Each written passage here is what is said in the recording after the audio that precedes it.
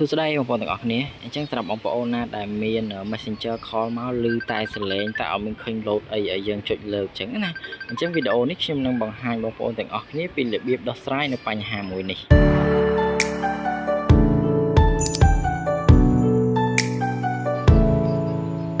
សួស្តីបងប្អូនទាំងអស់គ្នាហ្នឹងហើយអញ្ចឹងដូចបងប្អូនបានឃើញនៅក្នុងវីដេអូនេះអញ្ចឹងមានទូរស័ព្ទមួយទេមកទូរស័ព្ទមួយទៀតណាគឺវាអត់មានបង្ហាញឲ្យយើងលើកអីទេអានេះខ្ញុំធ្វើការដោះសោឲ្យក្រង់មករួចហើយខ្ញុំតេស្តឲ្យបងប្អូនមើលម្ដងទៀតវាចូលហើយតើតែយើងចុចធ្វើការអូសយក notification ចុចមកបានវាចូលមកចេះអញ្ចឹងបញ្ហានេះគឺ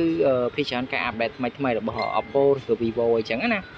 អញ្ចឹងដើម្បីដោះវាបងប្អូនអាចចុចទៅលើ Messenger នឹងឲ្យជាប់មករួចយកព័ត៌មានកម្មវិធីបន្ទាប់ពីបងប្អូនយកចុចទៅលើព័ត៌មានកម្មវិធីនឹងហើយបងប្អូនចុចទៅលើការគ្រប់គ្រងការជូនដំណឹងបងប្អូនចុចទៅលើវាអញ្ចឹងវានឹងមកដល់ត្រង់នេះហើយបងប្អូនអូសវាឡើងលើតិចមកបងប្អូនចុចមើលកន្លែង call នេះអូខេអញ្ចឹងអានេះយើងដោះចេញមកអាពីរក្រោមនេះបើសិនជាជាប់ហើយយើងដោះចេញមក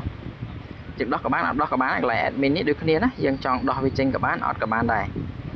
តែអ្វីដែលសំខាន់បងប្អូនឃើញកន្លែង incoming call ហ្នឹងអញ្ចឹងកន្លែងហ្នឹងគឺនេះអញ្ចឹងបងប្អូនធ្វើការដោះវាមកអាក្រោមហ្នឹងសម្រាប់អាពីរក្រោមនេះបងប្អូនចង់ធ្វើការដោះក៏បានអត់ក៏បានដែរណាដូចខ្ញុំបញ្ជាក់ខាងដើមវីដេអូចឹងអញ្ចឹងអានេះគឺខ្ញុំធ្វើការដោះវាហើយខ្ញុំចុចបែកមកវិញតិចបងប្អូនយកអាក្រោមនឹងមួយទៀតមកអញ្ចឹងបងប្អូននេះសំខាន់មើលកន្លែងចូលដៃរបស់ខ្ញុំហ្នឹងបើសិនជាវាបើកចេញបៃតងបងប្អូនចុចបិទវាមកបើវាបើកចេញបៃតងខាងក្រោមវាគឺអត់មានទេអញ្ចឹងណាបងប្អូនអញ្ចឹងយើងធ្វើការបិទវាមកវាមានដូចខាងក្រោមដូចគេដូចឯងហើយបើសិនជាកន្លែងហ្នឹងវាបើកបងប្អូនគ្រាន់តែចុចវាបិទដូចវីដេអូខ្ញុំបង្ហាញជូនបងប្អូនមកអញ្ចឹងវានឹង call មកបងប្អូនឮព័ត៌មានហើយអញ្ចឹងណាអញ្ចឹងអានេះខ្ញុំតេស្តឲ្យបងប្អូនទាំងអស់គ្នាមើលណាអញ្ចឹងខ្ញុំសាក call ទៅម្ដងទៀតចង់ដឹងថាតើវា load ឲ្យយើងដឹងអត់អញ្ចឹងអានេះវា load មកនៅពេលដែលយើងធ្វើការបើកអេក្រង់បើក lock screen អូខេអញ្ចឹងយើងនឹងឃើញវា load មកហើយអញ្ចឹងបើសិនជាបងប្អូនចង់ឲ្យវាload ឲ្យយើងដឹងទោះបីជាពេល lock screen ក៏ដោយអញ្ចឹងបងប្អូនចូលមកកាន់ទូរស័ព្ទរបស់បងប្អូនម្ដងទៀតមករួចបងប្អូនឃើញឲ្យកន្លែងនេះក្នុងវងទាំង3នេះបងប្អូនថិចវាឲ្យវាចេញថិចទាំង3ហ្នឹងមកចឹងបងប្អូនចុចបើសិនជាកន្លែងណាមានថិចបងប្អូនចុចទៅលើវាមកវា load ថិចឲ្យបងប្អូនអញ្ចឹងណាអូខេអញ្ចឹងយើងគ្រាន់តែធ្វើការថិចលើវាទាំង3ហ្នឹងមករួចរាល់ហើយ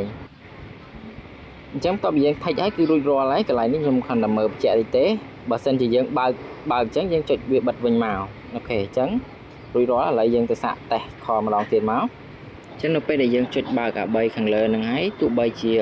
យើងបើកអេក្រង់របស់យើងបើកក៏ដោយខលមកវានឹង load notification ខាងលើឲ្យយើងនេះអញ្ចឹងណាបងប្អូនទោះបីជា lock screen ក៏ខលមក load ឲ្យយើងឃើញដូចគ្នាអូខេអញ្ចឹងវីដេអូនេះគឺមានតែប៉ុណ្្នឹងទេ